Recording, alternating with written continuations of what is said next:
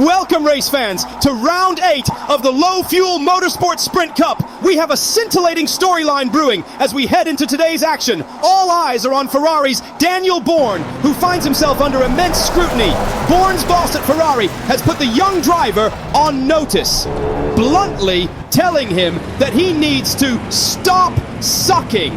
The pressure is squarely on Bourne's shoulders as he straps into the cockpit today. You have to believe Bourne's confidence has taken a hit after that harsh talking to from his boss. He desperately needs a strong result here in round 8 to get back in Ferrari's good graces and prove he belongs with this legendary team. Bourne holds P3 for now, but Sipos's Porsche looms large in his mirrors. After that ultimatum from his boss, Bourne can't afford to slip up here. Bourne squeezed. Can he hold on? Contact! Sipos and the Ferrari tangle, sending the Porsche skating into the gravel. He escapes with only minor damage, but his boss will be watching closely now. The damage is telling. He's hemorrhaging positions, down to P8 now. This is a disaster for the embattled Ferrari driver. Unbelievable scenes in Bourne's rearview mirror. Car after car is skating off into the gravel, kicking up huge plumes of dust. It's pure bedlam back there, but Bourne can't afford to lose focus now with his race and perhaps his Ferrari future on the line. Rumors are swirling in the paddock about the explosive confrontation between Bourne and his Ferrari boss. Mechanic chatter suggests Bourne was read the riot act in no uncertain terms. Stop sucking or start packing, Bourne was allegedly told point blank. The word is Ferrari's patience has run out after a string of lackluster results. Some even suggest Bourne was given an ultimatum: podium or pack your bags. The pressure on the young gun is reaching a boiling point, but the drama doesn't end there. Whispers abound that Bourne's boss threw a chair in the heated exchange, narrowly missing the driver's head. While unconfirmed, it paints a picture of just how high tensions are running at the Scuderia. Gal pounces, Bourne slams the door, wheel to wheel they battle. Gal slips through, Bourne's defense is breached, the Ferrari man's nightmare continues. The radio crackles to life. Marco, get Gal to let me past, now! Bourne's demand is laced with urgency. Daniel, I can't just... Marco's protest is cut short. I don't care how you do it, just get it done. My career depends on it. Bourne's tone is uncompromising. Marco hesitates. The gravity of the request sinking in. If this gets out, it won't, because you're going to handle it. I need this, Marco. Don't let me down. The line goes silent, the weight of Bourne's demand hanging in the air. Bourne's brazen attempt to coerce his rival is a shocking development. The once promising Ferrari driver is now resorting to strong-arm tactics, bullying his own team to secure an advantage. It's a move born of desperation, a stark reminder of the cutthroat nature of Formula One. But will strong-arming his team and rival pay off for Bourne, or will it be the final nail in his Ferrari coffin? The fallout from this radio exchange could be seismic. Bourne is playing with fire, and if this power play backfires, his career could go up in smoke. The drama is reaching a boiling point. As we roll into lap 4, the drama between Bourne and Gal continues to simmer. Despite Bourne's repeated, increasingly desperate pleas for Gal to let him through, the rival driver isn't budging. Bourne's radio messages are growing more frantic and embarrassing with each passing lap. But Gal remains unmoved. The Ferrari man's audacious gambit appears to be falling on deaf ears. Bourne is throwing everything at Gal, but the Zolder circuit is offering little in the way of overtaking opportunities. The hairpin at Lucien Bianchi box looks like Bourne's best bet, but Gal is defending resolutely. Bourne is also sizing up a move into the Jackie Xbox chicane. Bourne is throwing caution to the wind in his attempts to pass Gal, weaving furiously on the straights in a bid to distract his rival. It's a risky game Bourne is playing, but with his Ferrari future on the line, he seems willing to do just about anything. Bourne is glued to Gal's gearbox as they navigate the chicane. The Ferrari man has played the long game, and now, as they blast onto the straight, he's poised to strike. Gal slams the door shut on Bourne with a beautifully timed defensive move. The Ferrari man is growing more exasperated by the lap, but Gal is putting on a masterclass in keeping a faster car at bay. Bourne's whining is falling on deaf deaf ears as Gal remains resolute. Trika and Salvato come together battling for P4. Bodywork flies as two contenders for big points tangle. Bourne narrowly avoids the carnage as he weaves through the debris field left by Krika and Salvato's coming together. As he clears the wreckage, his radio crackles to life with a bizarre message. Did you see that? Those two just gave me an idea. If I can't pass Gal cleanly, maybe I should just take us both out. If you can't beat him, wreck him, right? Bourne's engineer is heard spluttering in disbelief. Daniel, no! That's not how we do things! Focus on your own race! The fact that Bourne would even joke about deliberately crashing into a rival underscores the immense pressure he's under. As he slots into P7, now part of a frantic four-way scrap for P4, you have to wonder just how far he's willing to go. Will desperation drive Bourne to do the unthinkable, or will cooler heads prevail in this chaotic battle? Bourne hounds Gal through Sternbach-Bucht, the Ferrari glued to the leader's gearbox. As they barrel towards Klein Chicane, Bourne sees his chance. Bourne hurls his Ferrari down the inside. A last gasp dive bomb. Bourne blinks first, backing out. A missed chance. He'll be livid. Gal's exit is sloppy, nerves fraying perhaps. Bourne smelling blood, sharks closer, poised to strike. Bourne and Gal neck and neck into Terlemenbocht. Bourne overdrives it, cutting the corner. A costly mistake. He'll pay for that. Did you see that? He completely cut the chicane. That's not right. He can't just get away with that. Gal's irate voice crackles over the radio. His engineer tries to calm him, but Gal is having none of it. No, I want the stewards to look at this. He gained an advantage by going off track. It's not fair. Racing.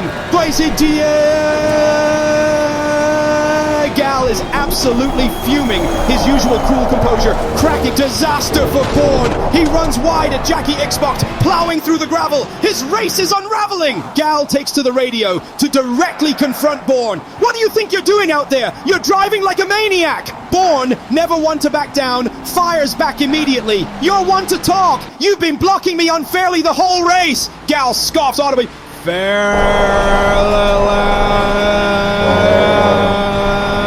You've been trying to ram me off the track at every turn, because you leave me no choice. Bourne retorts, his voice rising. Hiki!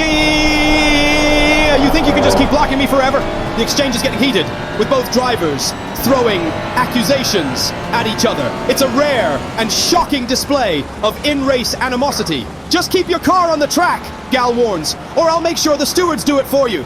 Bourne's response is lost in a hiss of static as he punches the throttle in frustration. This rivalry has reached a boiling point. Telly spins at Terlemenbocht from P3. He's beached in the gravel. His podium hopes dashed in an instant. This sudden twist could change everything for the dueling pair behind him. Bourne's boss crackles onto the radio, his voice dripping with disdain. Bourne, what the hell are you doing out there? You're making us look like idiots. Bourne, clearly frustrated, snaps back. I'm doing everything I can. It's not my fault Gal is driving like a... I don't want to hear excuses. His boss cuts him off. You're in P6 now.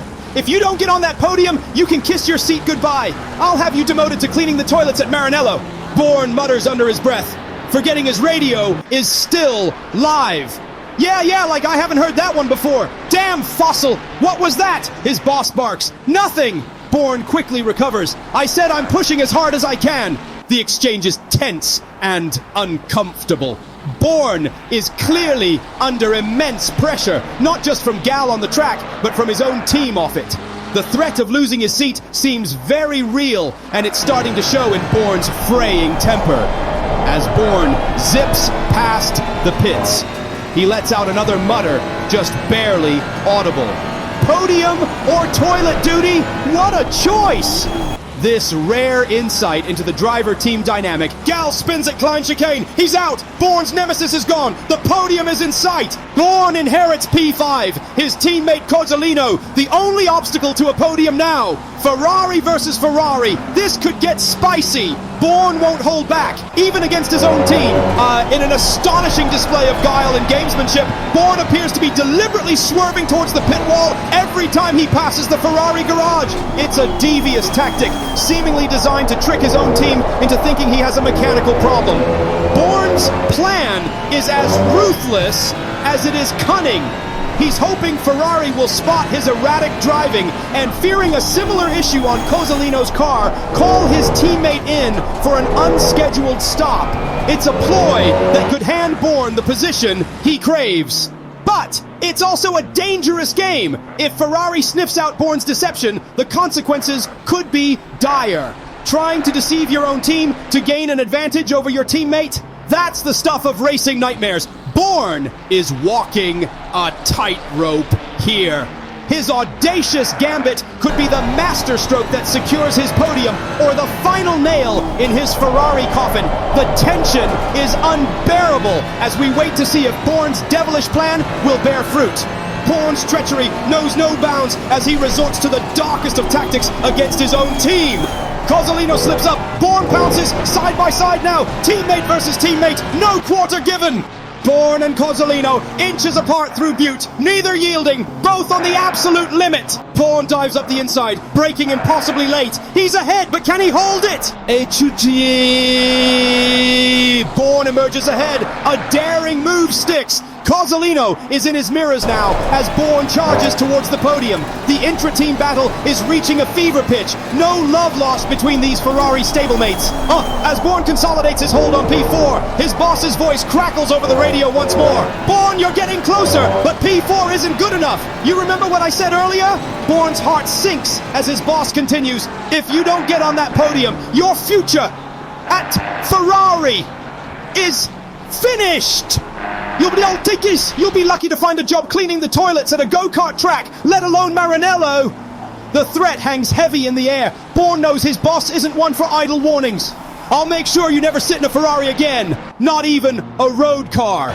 You'll be persona non grata at every dealership and factory from here to Italy. Your racing career will be over. Bourne grits his teeth, his knuckles white on the steering wheel.